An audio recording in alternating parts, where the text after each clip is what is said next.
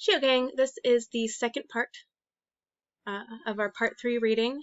So if you did not do the first part yet, where we go through this PowerPoint on paranoia, please do so because there's questions for our assignment that I need you to answer.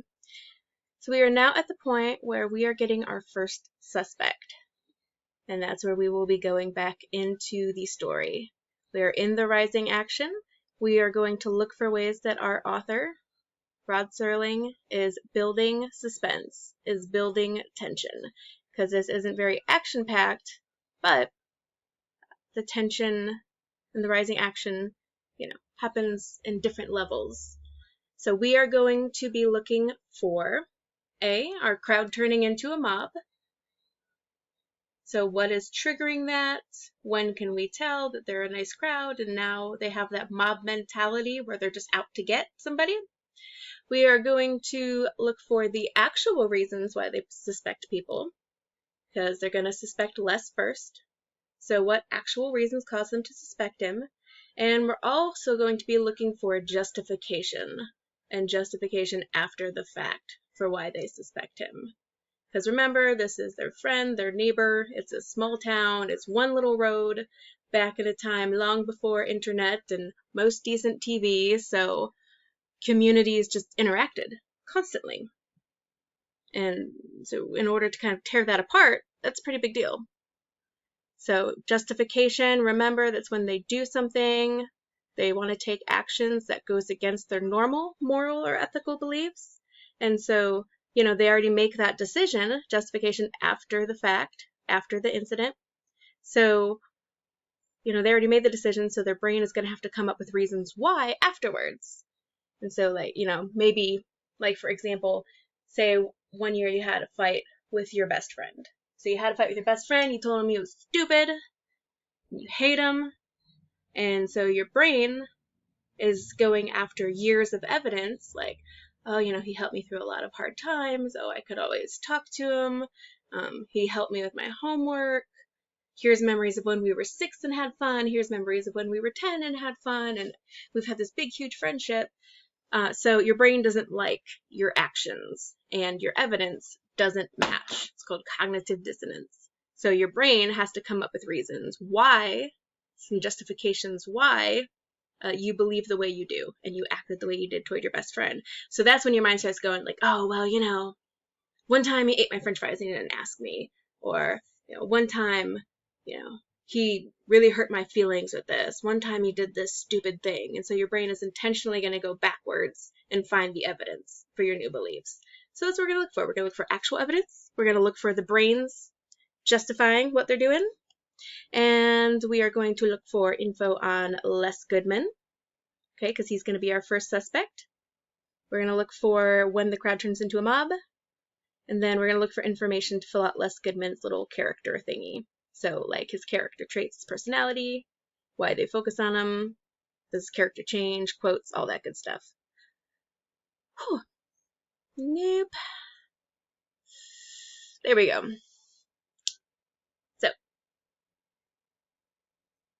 So Tommy just suggested the idea, they can't go. Tommy's stressed out because he's read a lot of comic books about aliens, and the aliens don't want us to leave. That's why the electric's not working. And, well, in comic books, they sent aliens ahead of time, but made them look as humans. They sent a mom and a dad and kids. And so they were the only ones allowed to leave in my comic books. So our paranoia is starting because of Tommy's stories from his comic books. So, Steve, well, I guess what we'd better do then is run a check on the neighborhood and see which one of us is really human. There's a laughter at this, but it's a laughter that comes from a desperate attempt to lighten the atmosphere. The people look at one another in the middle of their laughter. I wonder if Floral Street's got the same deal we got. He looks past the houses. Where's Pete Van Horn anyway? Isn't he back yet? Suddenly, there's a sound of a car's engine starting to turn over. We look across the street toward the driveway of Les Goodman's house. He is at the wheel trying to start the car. Can you get it started, Les? Les Goodman gets out of the car, shaking his head. No dice. He walks toward the group.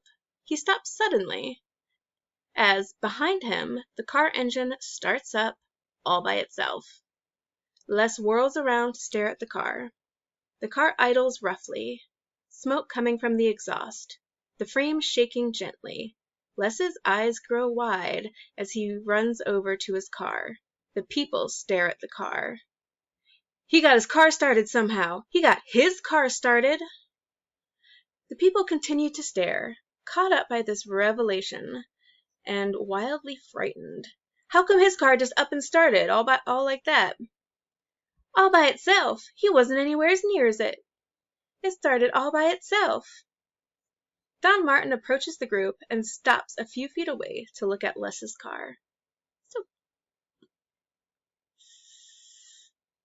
you again. What happened to make people actually suspect Les Goodman? So again, double click right after answer, or just single click, doesn't matter, and type in what actually happened. Pause and go through that paragraph again if you don't know.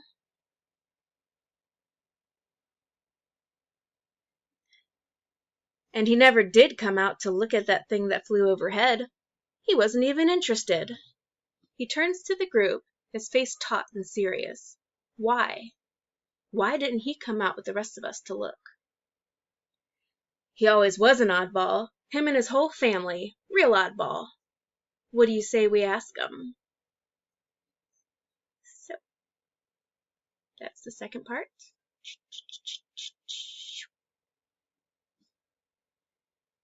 What are people's brains doing in order to justify the fact that they're suspicious of Les and they're about to go confront him? So we have our real thing that happened, and now we have people justifying the choice they're about to make. The group starts toward the house. In this brief fraction of a moment, it takes the first step from changing from a group into a mob. Okay, so that one's a question on here. Why is this the moment? Why does the narrator say this is the moment that the crowd is turning into a mob? What thing changed that now they are a mob instead, or starting to be a mob? The group members band ahead purposefully across the street toward the house. Steve stands in front of them. For a moment, their fear almost turns their walk into a wild stampede. Okay? Think about that word stampede. That's what animals do when, so if you have a large group of animals, like elephants or elk or whatever, and that large group of animals is suddenly scared, they all run away at the same time, which is a stampede. So, same thing. Animal in a large group, afraid. Stampede is when they all, go charging, running away. But Steve's voice, loud, incisive, and commanding, makes them stop. Wait a minute, let's not be a mob. The people stop, pause for a moment, and then much more quietly and slowly start to walk across the street. Les stands alone facing the people. I just don't understand it. I tried to start it and it wouldn't start. You saw me. All of you saw me. And now, just as suddenly as the engine started, it stops, and there's a long silence that is gradually intruded upon by the frightened murmuring of the people. I don't understand, I swear. I don't understand what's happening. Maybe you better tell us. Nothing's working on the street. Nothing. No lights, no power, no radio. Nothing except one car. Yours. The people's murmuring becomes a loud chant, filling the air with accusations and demands for action. Two of the men pass Don and head toward Les, who backs away from them against his car. He is cornered. Wait a minute now, you keep your distance, all of you. So I've got a car that starts by itself. Well, that's a freak thing, I admit it, but does that make me a criminal or something? I don't know why the car works, it just does. The crowd stops momentarily, and Les, still backing away, goes toward his front porch. He goes up the steps and stops, facing the mob. Okay. So see if also you can gather any character traits about Les so far. See if we can get a good quote from him, and we have more story to go, so don't worry. What's this about, Steve? Well, we're all on a monster kick, Les. Seems that the general impression holds that maybe one family isn't what we think they are. Monsters from outer space or something, different from us. Aliens from the vast beyond. You know anybody that might fit that description around here on Maple Street? What is this, a gag? He looks around the group again. It's a practical joke or something? Suddenly the car engine starts all by itself, runs for a moment, and stops. One woman begins to cry. The eyes of the crowd are cold and accusing. See the guy? If you have any personality traits about Les so far, get that plugged into his thing. Okay, so we know like what caused the mob to focus on him, so we know how that started. But now add anything about the type of person he is. And be careful, don't just pick the justifications about him, or they're like, yeah, he was always an oddball. So it's what character traits, like what do we actually see and hear from him? Like what determination can we make about him as a person? Because they just decided he was an oddball after they decided that they should get the mob to go after him.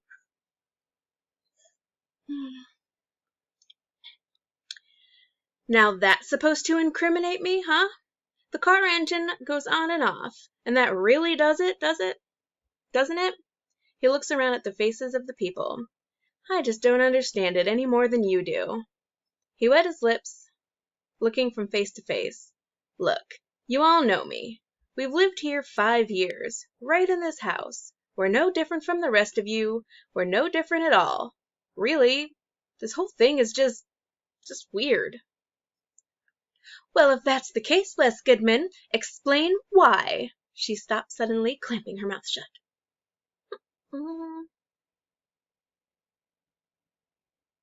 Explain what? Steve interjecting. Look, let's forget this. Now, go ahead, let her talk. What about it? Explain what? A little reluctantly. Well, sometimes I go to bed late at night. A couple of times I'd come out here on the porch and I'd see Mr. Goodman here in the wee hours of the morning, just standing out in front of his house, looking up at the sky. She looks around at the circle of faces. That's right, looking up at the sky, as if he were waiting for something, as if he were looking for something. There's a murmur of reaction from the crowd, again, as Les backs away. She's crazy. Look, I can't explain that. I can explain that. Please, I can really explain that. She's making it up anyway. Then he shouts, I tell you, she's making it up. He takes a step toward the crowd, and they look back, and they back away from him. He walks down the steps after them, and they continue to back away. Suddenly, he is left completely alone, and he looks like a man caught in the middle of a menacing circle as the scene slowly fades to black. That is the end, part 3 of our reading. So next we get to Act 2, the next time we are together. So, pause where you need to, rewatch where you need to get these questions filled in on your assignment. Okay? And thank you for joining me. Thank you for working hard. I appreciate you. I'll see you later. Shke.